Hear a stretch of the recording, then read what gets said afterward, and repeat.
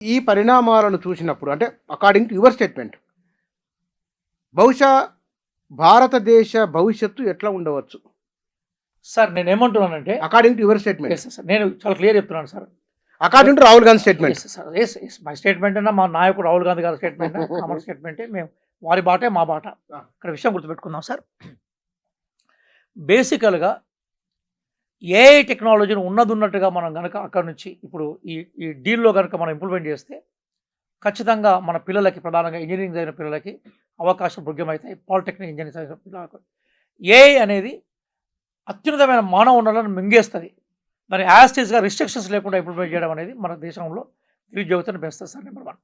Number 2 ఏంటంటే, భారతదేశంలో రైతులు విపరీతమైన కష్టాల్లో, నష్టాల్లో ఉన్నారు కాబట్టి అనేక సందర్భాల్లో రైతులు రోడ్ల మీదకి వచ్చి ప్రదర్శన చేసే పరిస్థితికి వచ్చారు. మొన్ననే మహారాష్ట్రలో చెప్పు లేకుండా 100 కిలోమీటర్లు కమ్యూనిస్ట్ పార్టీ ఆధ్వర్యంలో రైతులు ర్యాలీ చేసి మనం చూసాం. ఢిల్లీ చుట్టూ 2-3 సార్లు రైతులు మనకు మహేంద్ర తికాయత్ ఆధ్వర్యంలో ధర్నాలు చేసింది మనం చూసాం. ఇక్కడ కూడా రైతుల యొక్క ఆందోళన చూస్తున్నాం. రేపు అమెరికా ఉత్పత్తులతోటి మన రైతుల ఉత్పత్తులు పోటీ పడే అవకాశాలు లేవు కాబట్టి సహజంగా వ్యవసాయ రంగం మొత్తం కూడా అమెరికా చేతుల్లోకి వెళ్ళిపోతుంది. గతంలో మెక్సికో ఎకానమీ, వెనజులా ఎకానమీ ఎట్లయితే ప్రపంచంలో అమెరికా చేతుల్లో పెరిగిన నాశనమైందో అదే దారిలో మనం ప్రయాణం చేస్తూ ఉన్నాం. మూడో అంశం ఏదైతుందో, విపరీతంగా పెట్రోల్ ధరలు పెరిగే అవకాశం ఉంటుంది సార్. పెట్రోల్ ధరలు పెరిగితే విపరీతమైన ద్రవ్యోల్బణం ఏర్పడుతుంది. మొత్తం ప్రపంచంలో, భారతదేశంలో అన్ని వస్తువుల ధరలు పెరుగుతాయి. దీన్ని అరికట్టే యంత్రాంగం ఇప్పటిదాకా గవర్నమెంట్కి లేదు. ఈ విషయాలను పార్లమెంట్లో ప్రస్తావిస్తే మీకు ఆశ్చర్యకరమైన విషయం చెప్తాను. మనకి పీయూష్ గోయల్ గారు ఏమంటారు, కామర్స్ మినిస్టర్, ఈ విషయం నాకు తెలియదు, మీరు ఫారిన్ మినిస్టర్ని అడుగుంటాడు. ఫారిన్ మినిస్టర్ని అడిగితే ఏమంటాడు, ఈ విషయం నాదులోది, మీరు ఫైనాన్స్ మినిస్టర్ అడుగుంటాడు.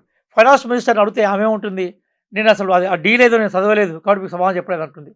క్లియర్గా బీజేపీ దగ్గర కానీ, గౌరవ ప్రధానమంత్రి మోడీ గారి దగ్గర కానీ, మంత్రిమండలి దగ్గర కానీ ఆన్సర్ లేదు.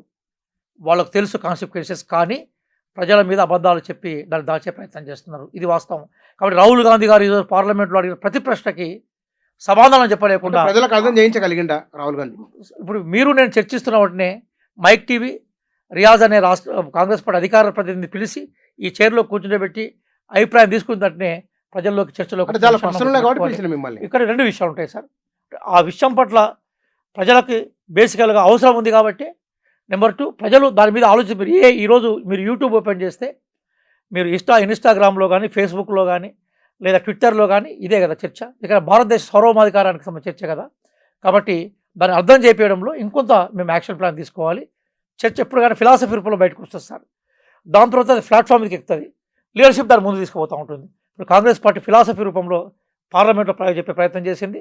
రేపు కాంగ్రెస్ ప్లాట్ఫామ్ ద్వారా మా లీడర్స్ దాని ప్రజలకు అర్థం చేపించే ప్రయత్నం చేస్తారు మిగతా రాజకీయ పార్టీలతో కలిసి.